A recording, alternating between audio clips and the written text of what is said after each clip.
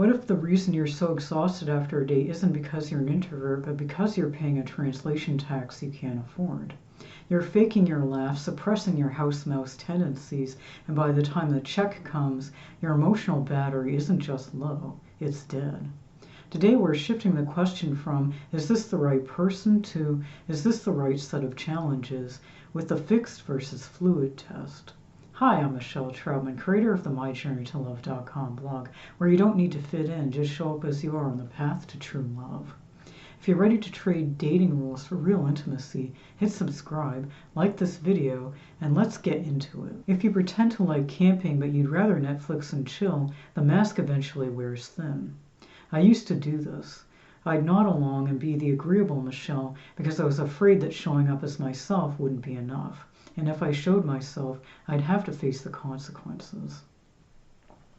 That was because I was trying to change fixed things. I didn't know it then, but an energy vampire was sucking away at my soul. If you're a homebody trying to be a trail hottie, you might end up experiencing emotional burnout from emotional exhaustion. That's why it's so important to be upfront about any differences you share, think them through and discuss them. But that's really only possible if you're comfortable showing up as you are. To find out if you tend to wear false fronts on dates, take the Am I Dating in Disguise quiz. Keep watching to find out more about it. For safety and stability risks, a major issue is whether you feel stable and true to yourself around your partner. Let me show you the difference between fixed problems you need to accept and fluid ones you can work through. Fixed problems don't change no matter how much you want them to. In my situationship, we had a decade-plus age gap. That was fixed. It wasn't going to change. But the real fixed problem are relationship goals or life direction. I wanted a committed relationship. He told me directly, don't expect me to love you in return because I won't fall in love with you. That wasn't a we need to work through this conversation. That was a fixed statement. His destination didn't include me. Even if you feel a deep spiritual bond, consider if you're honoring your true self or ignoring your needs.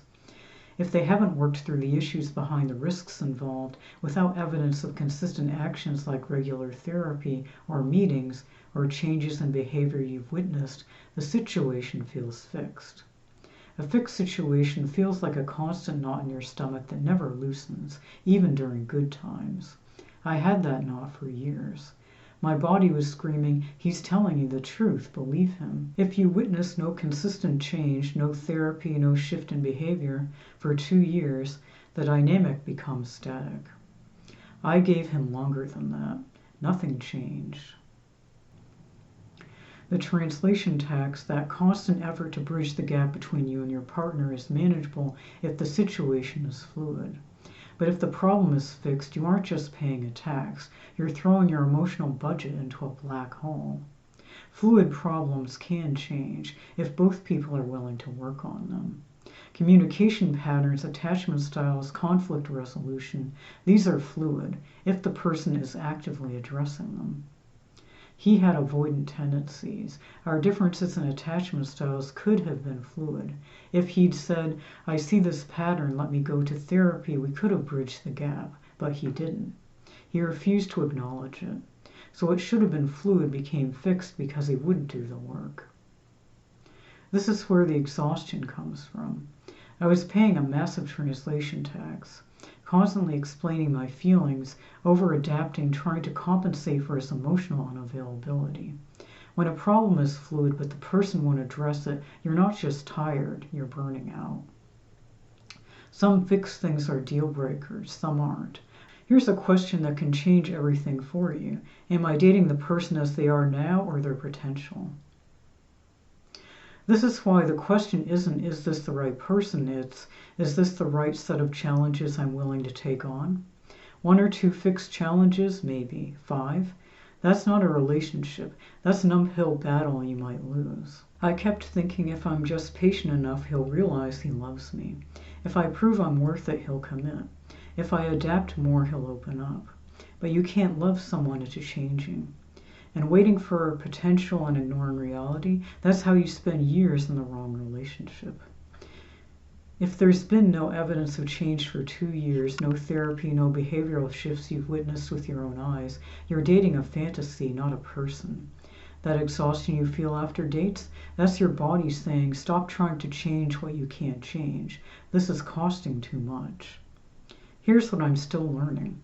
Some challenges are worth taking on. Others are just incompatibilities dressed up as growth opportunities. The next time you're exhausted after a day, ask yourself, what am I trying to change that's actually fixed? Write it down. If it's something they could address, therapy, a behavioral change, but aren't, that's your answer. In the next video, we'll explore the relationship ROI, how to calculate if the emotional cost is worth the connection. If this helped you, hit the like button so I know to make more content like this. And tell me in the comments, which challenges are you willing to take on in a relationship, and which are deal breakers? To find out if you're dating in disguise, score 12 simple questions in minutes and get your results today.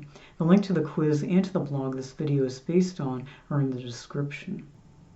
Thank you so much for watching.